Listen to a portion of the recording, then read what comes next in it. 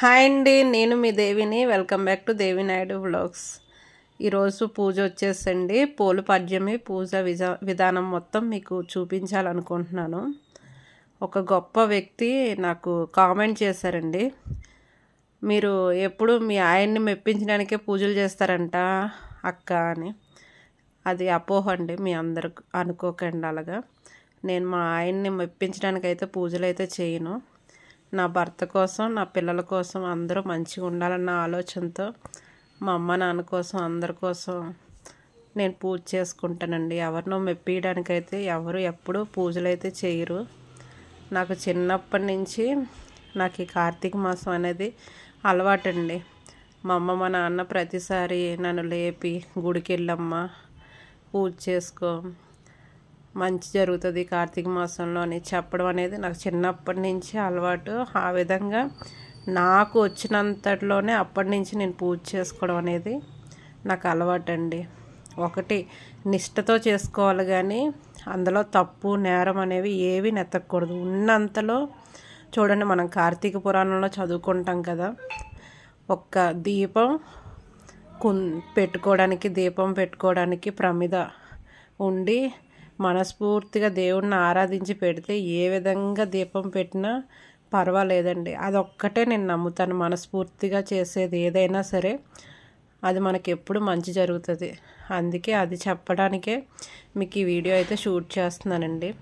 పోలుపాడ్యం రోజు అయితే లాస్ట్ మనం బయటికి వెళ్ళి నీరు పారే దగ్గర ఏరైనా పెద్ద నది అయినా సరే అలాంటి దగ్గరికి వెళ్ళి దగ్గరలో ఉంటే చేసుకునేటోళ్ళు చేసుకుంటారండి.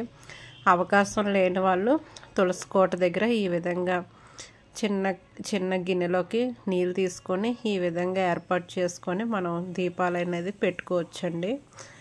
నెలంతా చేసిన వాళ్ళు. నేను వినాయకుడిని అయితే పెట్టి అక్కడ 2 దీపాలు అయితే ముందుగా పెట్టానండి. తర్వాత 1 బై 1 మొత్తం ప్రాసెస్ అయితే మీకు చూపిస్తున్నాను. అందులోని దీపాలు పెట్టుకోవడానికి బయట అన్ని ఐటమ్స్ తెచ్చుకోవడానికి బయట ఫుల్ వర్షం అయితే పడుతుందండి. మాకు ఏమీ అవైలబుల్ లేవు తెచ్చుకోవడానికి. అందుకే ఆ విధంగా కిందని అలా గిన్నెలు ఏర్పాటు చేసి వాటి మీదన దీపాలు పెట్టుకుందామని ఆ విధంగా ఏర్పాటు చేసి, నేను చెప్పాను కదండి, మనస్ఫూర్తిగా పూజ చేసుకోవడం అనేది ఇంపార్టెంట్. అందులో తప్పులు అనేవి మనం ఎప్పుడు నెత్తకూడదు. భగవంతుడిని దీపమే పెట్టి కాదు, మనస్ఫూర్తిగా ప్రార్థించుకోవచ్చు. నాతో పాటు మిగతా వాళ్ళందరూ కూడా బాగుండాలి తండ్రి అని నేను కోరుకునేది అయితే ఎప్పుడు అదేనండి. అంటూ ఉంటారు కదా, పుణ్యం కొద్ది పురుషుడు, దానం కొద్ది బిడ్డలని. మనం ఎప్పుడు ఆ పని ఎప్పుడు చేస్తూ ఉండాలి. మనకు ఉన్నంతలో ఒక్కరితో పోటీ పడకూడదు, ఒకరి మీద అసూయ పడకూడదు. మనకు ఉన్నంతలో మనకు తోచిన సాయం ఎదుటోళ్ళకి చెప్తూ ఉన్నంతలో ప్రశాంతంగా బతకాలనేదే నా ఆలోచన. మెయిన్ అయితే ఈరోజు మా హస్బెండ్ డ్యూటీ రీత్యా అవ్వదు కదండి తనతో రెగ్యులర్గా పూజ చేయించడానికి.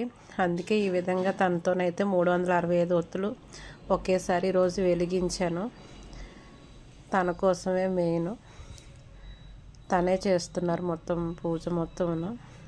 ఈ విధంగా అయితే కనుక ఈ నెల మొత్తం మేము ఈ విధంగా పూజ చేసుకొని లాస్ట్ రోజు ఈ విధంగా పూజ అయితే కంప్లీట్ చేసుకున్నామండి నలుగురమని.